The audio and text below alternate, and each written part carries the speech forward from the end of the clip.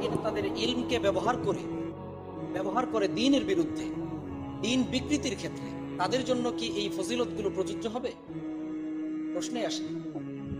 তাহলে স্বাভাবিকভাবেই বোঝা যায় যে এই ইলম এবং তার ফজিলত এটা প্রযোজ্য হলো শুধুমাত্র হকপন্থীদের ক্ষেত্রে, যারা আহলুস সুন্নাহ ওয়াল জামার আকীদা মানহাজের উপর, চিন্তা চেতনা, আমল আখলাকের উপর যারা অটল অবিচল থাকবে, তাদের জন্যই এই ফজিলত মর্তবা প্রযোজ্য।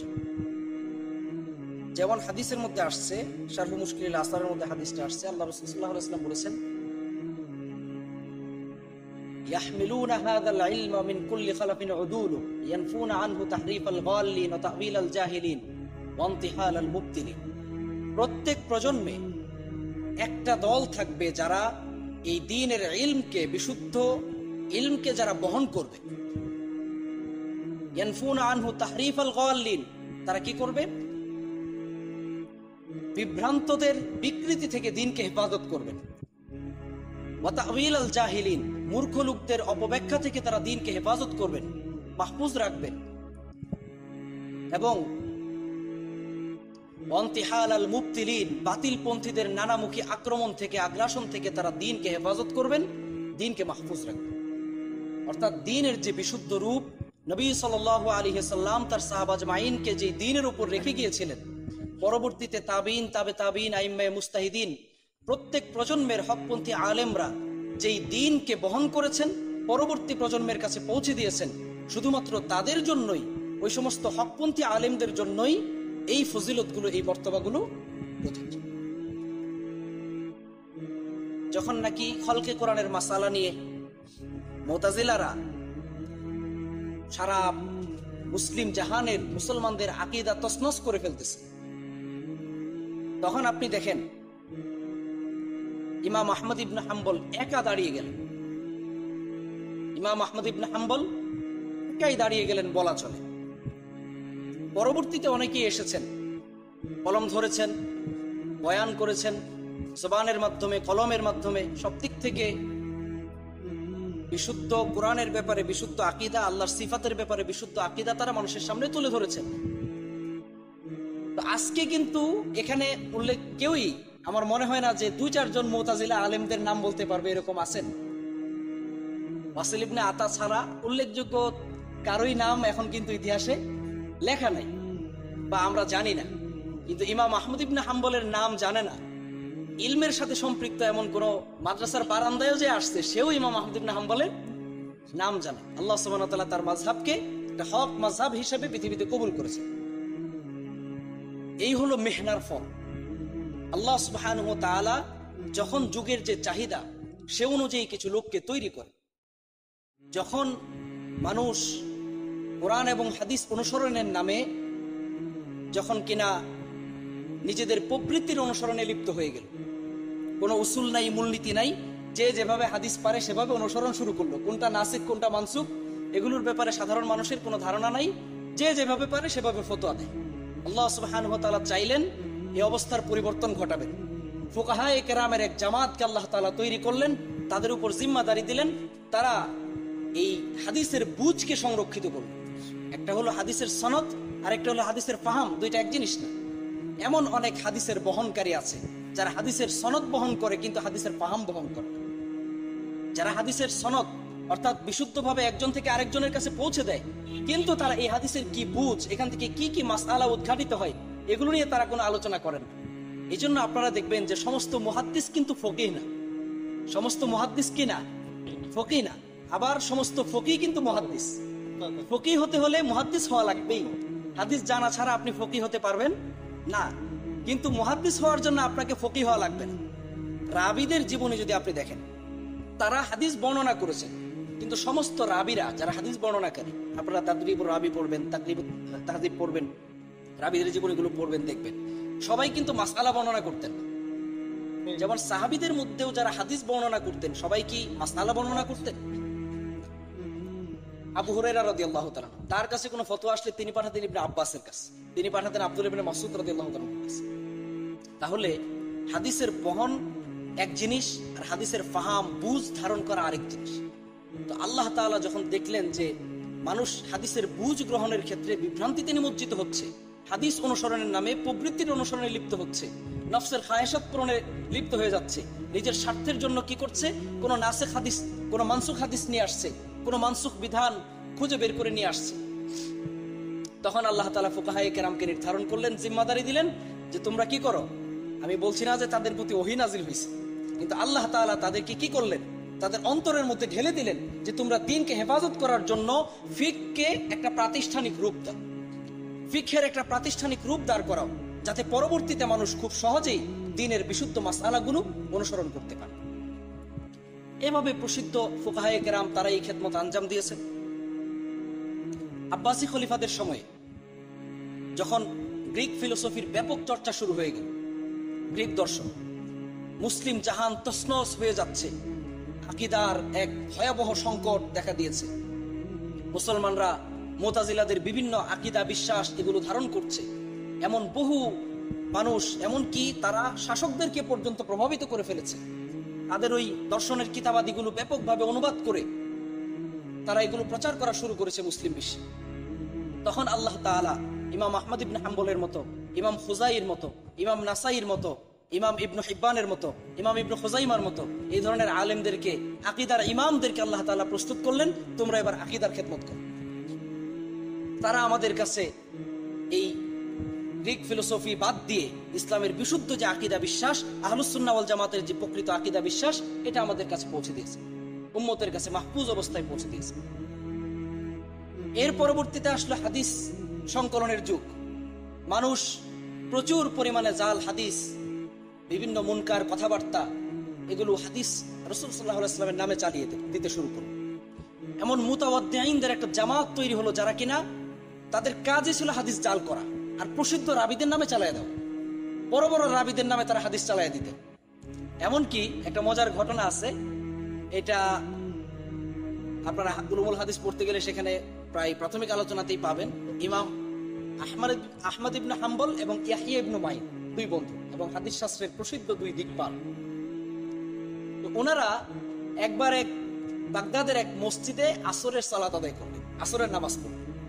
নামাজের পরে একজন বক্তা দাঁড়িয়ে বয়ান করতেছে, সে বলতেছে একবার যদি সুবহানাল্লাহ বলেন তাহলে জান্নাতে একটা গাছ তৈরি হবে, আরেকবার যদি সুবহানাল্লাহ বলেন তাহলে তার একটা পাতা তৈরি হবে, সেই একটা পাতা হবে স্বর্ণের, আরেকবার সুবহানাল্লাহ বললে আরেকটা পাতা হবে, সেই পাতাটা হবে রৌপ্যের। এভাবে সে মানে এক আজীব হাদিস বর্ণনা করা শুরু করছে। এখন আহমদ ইবনে হাম্বল আর ইয়াহইয়া ইবনে মাইন রাহিমাহুমুল্লাহ ওনারা তাকে ধরছেন, এই মেয়ে তুমি এই হাদিস কই পাইছো? তো সে বলতে লাগলো, আমার কাছে এই হাদিস বর্ণনা করেছেন যুগশ্রেষ্ঠ হাদিসের ইমাম আহমদ ইবনে হাম্বল এবং ইয়াহইয়া ইবনে মাইন। ওনারা দুজন এখানে উপস্থিত। তো ওনারা একজন আরেকজনের দিকে তাকাইলেন, এই আপনি এই হাদিস বর্ণনা করছেন? বলেন না, আমি তো করি নাই। বললো আপনি এই হাদিস বর্ণনা করছেন? বলেন না, প্রশ্নই আসে না। তখন ওই বক্তারা কিন্তু দেখবেন এই চটকদার কাহিনী যারা বর্ণনা করে, কুসাস, আপনারা তারিখুল কুসাস পড়বেন, সেখানে দেখবেন যে লম্বা ইতিহাস পাবেন। ইমাম তাবারিকে কিভাবে তার দেশ থেকে বের করে দিল, তার ছোট্ট ঘরটা, তার যেখানে তিনি গবেষণা করতেন, তাফসীর লিখছিলেন, সেই ঘরটা তারা ভেঙে দিল, জনগণকে উস্কে দিল। ইমাম আবু হানিফার মা ওনার ফতোয়া নেন নাই, উনি বলছেন যে অমুক প্রসিদ্ধ বক্তা যেই রায় দেয় আমি ওইটা নেব। তো এরকম অনেক ঘটনা তারিখুল কুসাসের মধ্যে আছে। তো এরা খুব মানে তাদের নগদ বুদ্ধি থাকে, মানে নগদ একটা মানুষকে কিভাবে আটকাতে। তখন ওই বক্তা বলল যে আমি 24 জন আহমদ ইবনে হাম্বলকে চিনি, 24 জন ইয়াহইয়া ইবনে মাইনকে চিনি। তবে আমি শুনেছি যে আহমদ ইবনে হাম্বল আর ইয়াহইয়া ইবনে মাইন নামে দুজন বেআক্কেল লোক আছে, সম্ভবত আপনারা হইলেন ওই দুইজন। নাউযুবিল্লাহি মিন যালিক। কি বুঝতে পারছেন? তো এইরকম ভয়াবহ অবস্থা শুরু হয়ে গিয়েছে। মানে কোনটা রাসূলের হাদিস, কোনটা এই সমস্ত মুতাওয়াদ্দিনদের জালকৃত হাদিস, এগুলো মানুষ পার্থক্য করতে পারতেছে। আল্লাহ তাআলা তখন হাদিসের ইমামদেরকে এভাবে প্রস্তুত করলেন যে তোমরা হাদিস, আমার রাসূল সাল্লাল্লাহু আলাইহি ওয়াসাল্লামের হাদিসকে তোমরা কি করো, সুসংরক্ষণ করো। তো দেখেন, যখন যেই চাহিদা তাকাজা তৈরি হয়েছে, আল্লাহ তাআলা সে অনুযায়ী উম্মতের তার ওই হকপন্থী আলেমদেরকে দিয়ে সেই খেদমত নিয়েছে। যখন তাফসীর শাস্ত্র সুসংকলিত করার প্রশ্ন জেগেছে তখন সেটা নিয়েছে। যখন যেই দিক থেকে আক্রমণ এসেছে, আল্লাহ তাআলা এই হকপন্থী আলেমদেরকে দিয়ে সেই দিকটাতেই প্রতিহত করেছে। তো এজন্য আমাদেরকে বুঝতে হবে আমাদের এই যুগে আক্রমণটা কোন দিক থেকে আসতেছে। আমি যদি উল্লেখযোগ্য দিকগুলো বলি, প্রথমত ধর্মীয় বাড়াবাড়ি, হুলুফিদ্দিন। আমাদের এতদ অঞ্চলে আপনারা জানেন যে দীর্ঘকাল আমাদের দায়ীরা এখানে দাওয়াত দিয়েছেন, মানুষ ইসলাম গ্রহণ করেছে দলে দলে।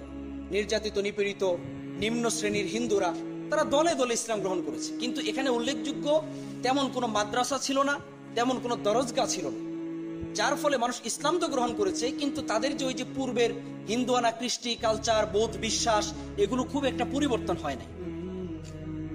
যখন শাহ অলিউল্লাহ মুহাদ্দিস দেহলভী রহমাহুল্লাহ, তিনি বলা যায় যে হাদিসের কিতাবাদিগুলো বা হাদিস চর্চার এই ধারাটা উনি আমাদের উপমহাদেশে শুরু করেছেন।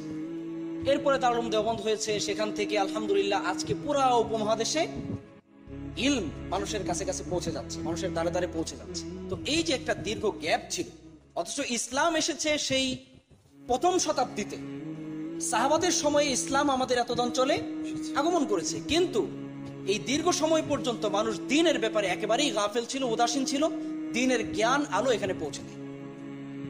তো যার কারণে এখনো পর্যন্ত মানুষের মধ্যে কিন্তু ধর্মীয় যে কুসংস্কার বা হিন্দু ধর্মের অনেক বোধ বিশ্বাস চিন্তা চেতনা সংস্কৃতি, আপনারা বিয়ে শাদীর অনুষ্ঠানে দেখবেন এখনো ধান দৌড়বা দেয় না, ধান দৌড়বা দেয় না।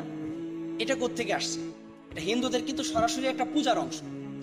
এরপরে আপনারা ওই যে কি বলে হিন্দুদের ভাই ফোঁটা দেয়, এগুলো কিন্তু মুসলমানদের মধ্যে এখনো পর্যন্ত বিরাজমান। এরপরে ঘর থেকে বের হওয়ার সময় অনেক কুসংস্কার সমাজে আছে, হ্যাঁ, এগুলো অধিকাংশই এসেছে হিন্দুদের সংস্কৃতি থেকে। তো একটা হলো এই ধর্মীয় দিক থেকে বাড়াবাড়ি, আর একটা হচ্ছে আধুনিক বিভিন্ন মতবাদ, আধুনিক বিভিন্ন জাহিলিয়াত আমাদের চতুর্দিক থেকে আক্রমণ করতেছে, আমাদেরকে বিপর্যস্ত করে ফেলতেছে। একটা মানুষ 5 ওয়াক্ত নামাজ পড়ে, হয়তো সে তাবলীগের মেহনত করে, অথচ যদি আপনি তাকে বলেন যে গণতন্ত্র একটা কুফর, গণতন্ত্র একটা শিরকি মতবাদ, সেটা মানবে না, সেটা মানতে রাজি হবে না।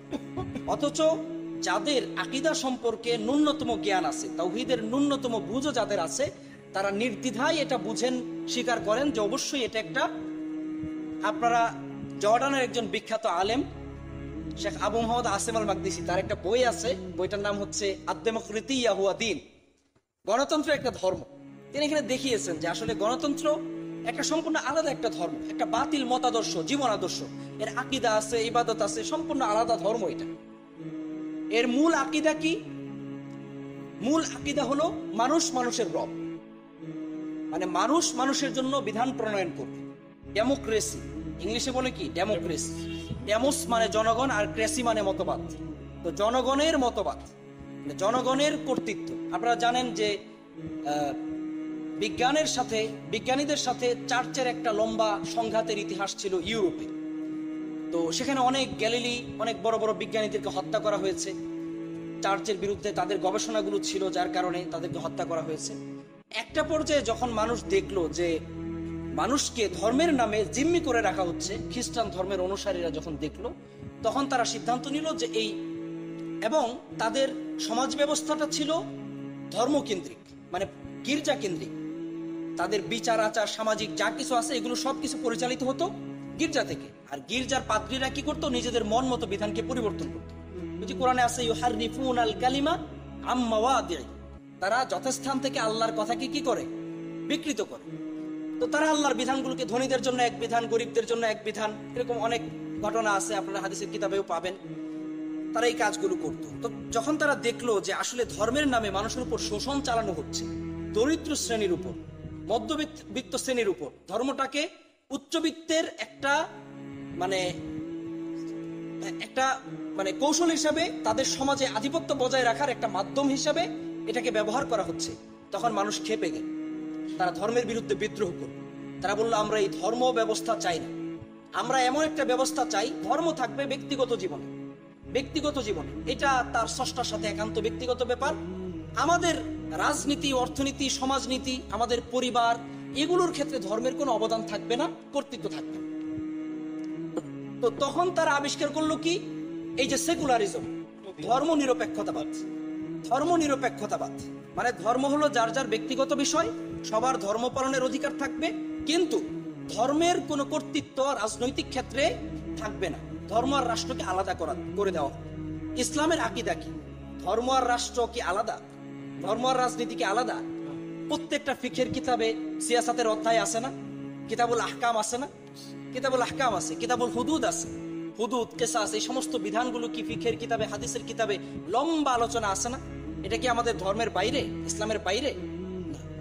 আমরা যখন বলবো যে আল-ইয়াওমা আকমালতু লাকুম দীনাকুম ওয়া আতমামতু আলাইকুম নি'মাতি ওয়া রাদিতু লাকুমুল ইসলাম দীনা, দ্বীনকে যখন পূর্ণাঙ্গ একটা জীবন বিধান হিসেবে গ্রহণ করব, তখন এখানে রাজনীতি থাকবে, এখানে অর্থনীতি থাকবে, এখানে সমাজনীতি থাকবে, এখানে পরিবার ব্যবস্থা থাকবে, এখানে ইন্ডিভিজুয়ালি প্রতিটা মানুষের প্রতিটা চিন্তা ভাবনা, চলন বলন, কৃষ্টি, কালচার, সংস্কৃতি সমস্ত কিছু এই ধর্মের অন্তর্ভুক্ত হবে, ধর্মের অন্তর্ভুক্ত হবে। তাহলে ইসলামে ধর্ম আর রাজনীতি আলাদা না, বরং ধর্ম আর রাজনীতি যদি কেউ আলাদা মনে করে তাহলে সে নিঃসন্দেহে কুফরিতে বিশ্বাস করবে, সে কুফরি করবে। কারণ আল্লাহ তাআলা কি বলেছেন? আফাতুমিনুনা বিবাদিল কিতাবি ওয়া তাকফুরুনা বিবাদ ফামা জাযাউ মান ইয়াফআলু যালিকা মিনকুম ইল্লা খিজয়ুন ফিল হায়াতিদ দুনিয়া ওয়া ইয়াওমাল কিয়ামাতি ইউরাদ্দুনা ইলা আশাদ্দিল আযাব ওয়া মাল্লাহু বিগাফিলিন আম্মা তা'মালুন। আল্লাহ তাআলা বলছেন যে তোমরা কি কিতাবের কিছু অংশের প্রতি ঈমান আনো আর কিছু অংশ অস্বীকার করো? তোমরা কিতাবুস সালাত মানো কিন্তু কিতাবুল আহকাম অস্বীকার করো। তোমরা কিতাবুল হজ মানো কিন্তু কিতাবুল ইমারা অস্বীকার করো। আল্লাহ, কথাটা এরকম দাঁড়ায় কিনা? তো আল্লাহ তাআলা বলছেন তোমরা যদি কিতাবের কিছু অংশ স্বীকার করো আর কিছু অংশ অস্বীকার করো, তাহলে ফামা জাযাউ মান ইয়াফআলু যালিকা মিনকুম ইল্লা খিজয়ুন ফিল হায়াতিদ দুনিয়া, দুনিয়ার জীবনে তাদের জন্য রয়েছে লাঞ্ছনা, অভিশাপ, তাদের জন্য দুনিয়ার জীবনে রয়েছে গঞ্জনা। আর ওয়া ইয়াউমাল কিয়ামাতি ইউরাদ্দুনা ইলা আশাদ্দিল আযাব, পরকালে তো তাদের জন্য মর্মন্তুদ শাস্তি আছে। তাহলে ইসলাম এই কথা বিশ্বাসের কোনো সুযোগ রাখে না, বরং ইসলাম বিশ্বাস করে যে ইসলাম একটা পূর্ণাঙ্গ দ্বীন, এখানে সব অন্তর্ভুক্ত, একটা মানুষের জীবনের যা কিছু প্রয়োজন সব কিন্তু এখানে অন্তর্ভুক্ত। এই কথা বলে আল্লাহ তাআলা বিদায় হজের দিন এই আয়াত নাজিল করে দিলেন, আল-ইয়াওমা আকমালতু লাকুম দীনাকুম, এবং তিনি ঘোষণা করলেন ইন্নাদ দীনা ইনদাল্লাহিল ইসলাম, আল্লাহর কাছে একমাত্র গ্রহণযোগ্য দ্বীন বা জীবন বিধান হলো কি? ইসলাম। এবং আরো বলেছেন ওমাই ইয়াবতাগি গায়রাল ইসলামি দীনান ফালা ইউকবালা মিন ওয়া হুয়া ফিল আখিরাতি মিনাল খাসিরিন, যে ইসলাম ব্যতীত অন্য কোন দ্বীন তালাশ করবে, অন্য কোন ধর্ম, অন্য কোন মতবাদ গ্রহণ করবে, তার কাছ থেকে আল্লাহ তাআলা এটা কবুল করবেন না, সে পরকালে ক্ষতিগ্রস্তদের অন্তর্ভুক্ত হবে। এই বিষয়গুলো খুবই সুস্পষ্ট, এটা ইসলামের দ্ব্যর্থহীন আকীদা। এখন কেউ যদি ইসলামকে শুধুমাত্র কিছু আধ্যাত্মিক বা কিছু রিচুয়াল, কিছু ইবাদত বন্দিগি নির্ভর, হিন্দু ধর্মের মতো, বৌদ্ধ ধর্মের মতো, খ্রিস্ট ধর্মের মতো শুধুমাত্র কিছু আনুষ্ঠানিকতা নির্ভর ধর্ম মনে করে এবং মনে করে এটা তার ব্যক্তিগত ব্যাপার, সমাজে ধর্মের কোনো কর্তৃত্ব থাকবে না, অন্যান্য জীবনের অন্যান্য সেক্টরে, ক্ষেত্রে, দিকে, বিভাগে ইসলামের কোনো দাবি থাকবে না, এটা কি ঈমান নাকি কুফর? কুফর। এবং আল্লাহ তাআলা খুব চমৎকার বলেছেন যে আফা হুকমাল জাহিলিয়াতি ইয়াবগুন ওয়া মান আহসানু মিনাল্লাহি হুকমান লিকাওমিন ইউকিনুন, তারা কি জাহিলিয়াতের বিধিবিধান কামনা করে? যারা বিশ্বাসী তাদের জন্য আল্লাহর চেয়ে উত্তম বিধানদাতা আর কে হতে পারে?